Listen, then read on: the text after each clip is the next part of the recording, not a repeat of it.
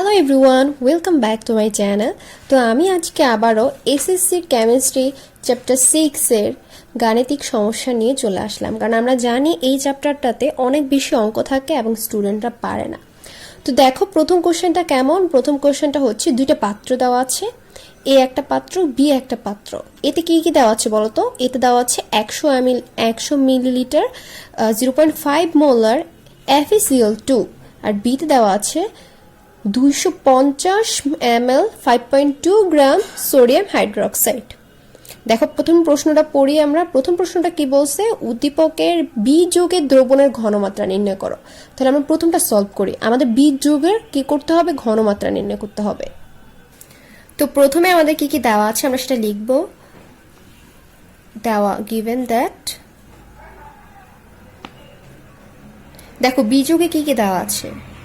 B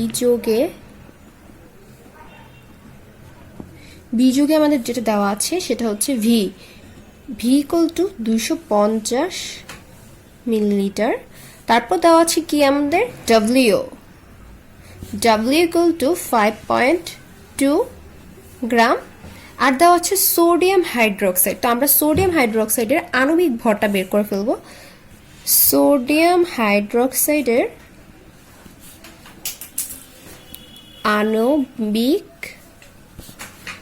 আণবিক ভর বড় হাতের এন দ্বারা প্রকাশ করা হয় সেটাকে।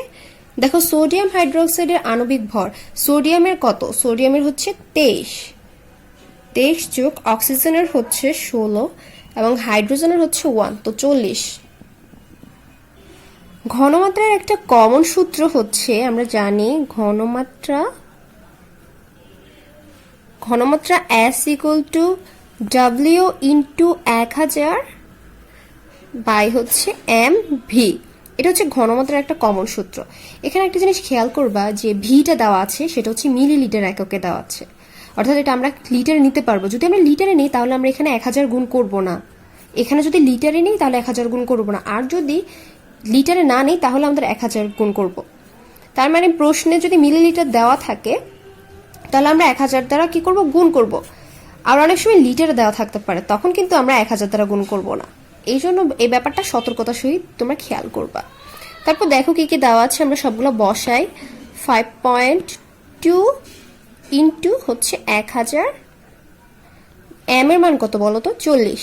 এম এর মান হচ্ছে 40, ভি এর মান হচ্ছে 250। চলো আমরা এখন ক্যালকুলেটরে হিসাব করি কি আসে দেখি।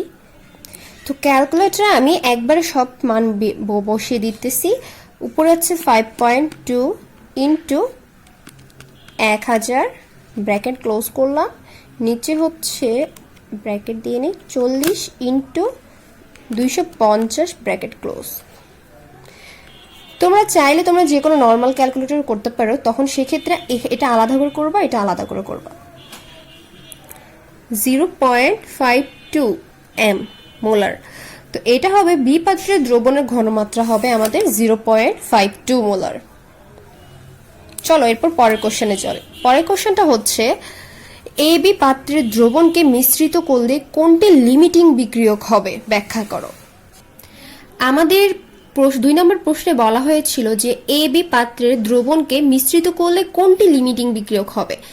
লিমিটিং বিক্রিয়কটা কি? যেটা হচ্ছে রাসায়নিক বিক্রিয়া শেষে যে বিক্রিয়া করে শেষ হয়ে যায়, ওই বিক্রিয়কটা হচ্ছে লিমিটিং বিক্রিয়ক। আমরা এটা বের করার জন্য এ পাত্রের মোল সংখ্যা বের করব, বি পাত্রের মোল সংখ্যা বের করব। মোল সংখ্যা বের করার একটা সূত্র আছে, আমরা জানি n ইকুয়াল টু হচ্ছে VS, অর্থাৎ আয়তন ইন্টু হচ্ছে কি ঘনমাত্রা। কিন্তু এখানে আয়তন যেটা হবে, আয়তনটা লিটার এককে হতে হবে, ঠিক আছে? আয়তন কোন এককে হতে হবে? লিটার এককে। তাহলে আমরা এ পাত্রের ক্ষেত্রে কি কি দেওয়া আছে আমরা লিখি। এ পাত্রের ক্ষেত্রে ভি ইকুয়াল টু আমাদের কত দেওয়া আছে? 100 মিলিলিটার। যেহেতু আমাদের আয়তনটাকে কি আকারে নিতে হবে? লিটার আকারে। তাহলে আমরা মিলিলিটারটাকে লিটারে নিব, তাহলে 100 দ্বারা 1000 দ্বারা গুণ করব 100-কে, তাহলে আমাদের সেটা লিটারে হয়ে যাবে। তো দেখো কত আসে। এটা তো এমনি বলা যায় 0.1 আসবে। তারপর দেখাই দিচ্ছি তোমাদেরকে। 100 ভাগ হচ্ছে 1000, আমাদের আসবে 0.1 লিটার। ঠিক আছে, তারপর কি দেওয়া আছে আমাদের S ইকুয়াল টু দেওয়া আছে, অর্থাৎ ঘনমাত্রা কত দেওয়া আছে 0.5 মোলার। এখন আমরা যেটা বের করব মোল সংখ্যা, এই পাত্রে আমরা কি বের করব মোল সংখ্যা বের করব। মোল সংখ্যা আমরা সূত্রটি কি দেখেছিলাম N equal to V into S, তো V এর মান কত বলো 0.1, এখানে লিটারটা লেখা লাগবে, ইন্টু 0.5, দেখো গুণ করলে কত আসে 0.1 ইন্টু 0.5, গুণ করলে আমাদের আসে 0.05 মোল। ঠিক আছে, তারপর আমরা এখন যাব বি পাত্রের, আমরা কি বের করব মোল সংখ্যা বের করব। দেখো বি পাত্র হতে পাই, বি পাত্রের ক্ষেত্রে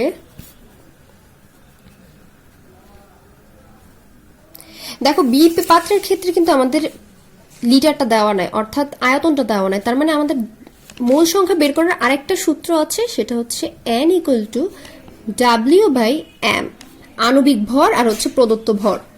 প্রদত্ত ভর ভাগ হচ্ছে আণবিক ভর, ভাগ করলে আমাদের কি হবে মোল সংখ্যা বের হবে। তাহলে দেখো আমাদের উদ্দীপকে কি দেওয়া আছে সোডিয়াম হাইড্রোক্সাইড, আমরা আগের পেজে পেয়েছিলাম সোডিয়াম হাইড্রোক্সাইডের আণবিক ভর কত বলো, সোডিয়াম হাইড্রোক্সাইডের আণবিক ভর বড় M ইকুয়াল টু 40। ঠিক আছে, দেখো প্রদত্ত ভর কত দেওয়া আছে 5.2 গ্রাম।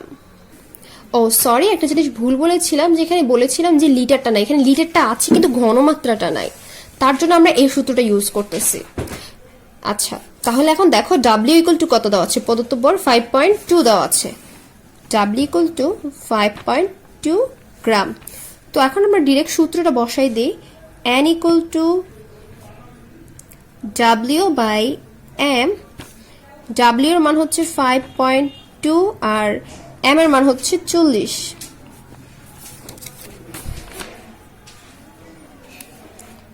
তাহলে 5.2 হচ্ছে উপরে আর নিচে হচ্ছে কত 40, ভাগ করলে আসছে 0.13 মোল।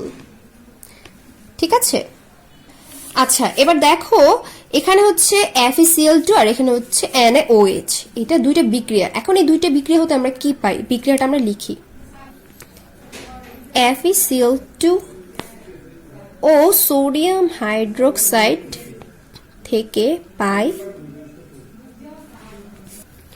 আমরা বিক্রিয়াটা সম্পূর্ণ করি, FeCl2 প্লাস সোডিয়াম হাইড্রোক্সাইড। দেখো বিক্রিয়া করলে কি হবে সোডিয়াম ক্লোরাইড আর হচ্ছে FeOH2, সোডিয়াম ক্লোরাইড আর হচ্ছে FeOH2। ঠিক আছে, এখন একটা জিনিস দেখো আমাদের এখানে অক্সিজেন কয়টা, এ পাশে অক্সিজেন দুইটা, এ পাশে অক্সিজেন কিন্তু একটা, আবার এই পাশে হাইড্রোজেন দুইটা, এখানে হাইড্রোজেন কয়টা একটা, সোডিয়াম একটা, ঠিক আছে এখানে সোডিয়াম একটা, ক্লোরিন এখানে একটা, এখানে আবার দুইটা। আমাদের তার জন্য কি করতে হবে সমতা করতে হবে, কারণ সমতা না করলে আমাদের বিক্রিয়াটা হবে না। আমরা যে মোলটা বের করব, মোলের যে হিসাবটা করব, আমাদের কোনটা লিমিটিং বিক্রিয়ক সেটা বের করতে হলে আমাদের কি করতে হবে সমতা করব। দেখো আমি এখানে 2 বসাই দিলাম, 2 বসালে কি দেখা যায় অক্সিজেন মিলছে, অক্সিজেন মিলছে, তো সোডিয়ামের এখানে আবার মানে এখানে দুইটা সোডিয়াম এখানে একটা সোডিয়াম হয়ে যায়, এখানে যদি আমি 2 বসাই দিই তাহলে এখানে দুইটা সোডিয়াম এখানে দুইটা সোডিয়াম মিলে গেছে। তারপর ক্লোরিনের হিসাবটাও দেখো, ক্লোরিন দুইটা মিলে গেছে, এখানে কত Fe কত, আয়রন হচ্ছে এখানে একটা ওইখানে একটা মিলছে, অক্সিজেন কত এখানে দুইটা, হাইড্রোজেনও দুইটা, এখানেও হাইড্রোজেন দুইটা অক্সিজেন দুইটা, তার মানে মিলে গেছে, বিক্রিয়াটা হয়ে গেছে, তাই না। দেখো তাহলে এখানে কয় মোল দেখতে পাচ্ছি 1 মোল। এটা কিভাবে হিসাব করব, এখানে কিছু নাই মানে হচ্ছে 1 মোল, এখানে এই পাশে কি ডান পাশে সরি বাম পাশে যে শব্দটা আছে সে নাম্বারটা আছে সেটা হচ্ছে কত 2, তার মানে এটা হচ্ছে 2 মোল। এখানে কত আছে 2 মোল, এখানে কিছু নাই মানে হচ্ছে 1 মোল। ঠিক আছে, আচ্ছা তাহলে আমরা এখন লিখব 1 মোল FeCl2 বিক্রিয়া 2 মোল সোডিয়াম হাইড্রোক্সাইডের সাথে বিক্রিয়া করে, আমরা এটা লিখব 1 মোল FeCl2 বিক্রিয়া করে 2 মোল, কয় মোল দেখো তো 2 মোলই তো লেখা আছে, হ্যাঁ 2 মোল সোডিয়াম হাইড্রোক্সাইডের সাথে। এই পেজে একটা জিনিস খেয়াল করো, এখানে এই যে মূলটা, এখানে কত মোল আসছে বলো তো? এই পাত্রে কত কি ছিল? FeCl2, এটার মোল সংখ্যা হচ্ছে 0.5 মোল। তাহলে আমরা ওই পেজে কি লিখেছিলাম? 1 মোল FeCl2 বিক্রিয়া করে 2 মোল সোডিয়াম হাইড্রোক্সাইডের সাথে। এখন 0.5 মোল কত কিসের সাথে বিক্রিয়া করবে, কত মোলের সাথে বিক্রিয়া করবে সেটা লিখবো, ঠিক আছে? এখন আমরা লিখবো হচ্ছে 0.05 মোল।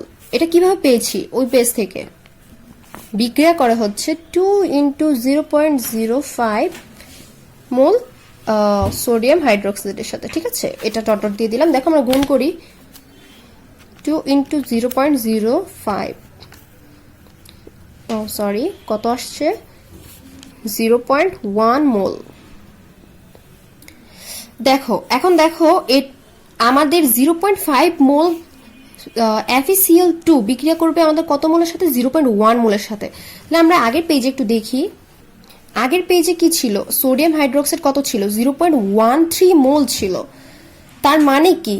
তার মানে হচ্ছে মিশ্রণে যেটা অবশিষ্ট থাকবে সোডিয়াম হাইড্রোক্সাইড থাকবে, কারণ এখানে আমরা জানি 0.5 মোল FeCl2 এর সাথে কত মোল সোডিয়াম হাইড্রোক্সাইড করবে, সোডিয়াম হাইড্রোক্সাইড বিক্রিয়া করবে কত মোল বলো তো?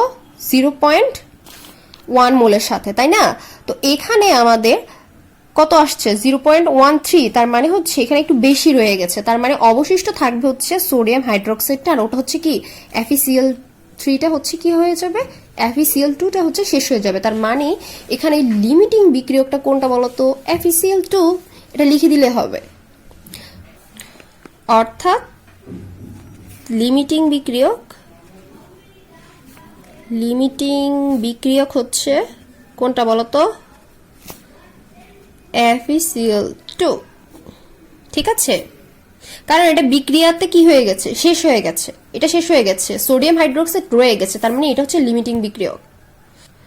তো শিক্ষার্থীরা, আমার এই চ্যানেলে আরও এরকম ভিডিও আপলোড করা হবে এই অধ্যায়ে, তারপরে আরও অনেক অধ্যায়ে ভিডিও আপলোড করা হবে। তো আমার চ্যানেলটা সাবস্ক্রাইব করে পাশে থাকো।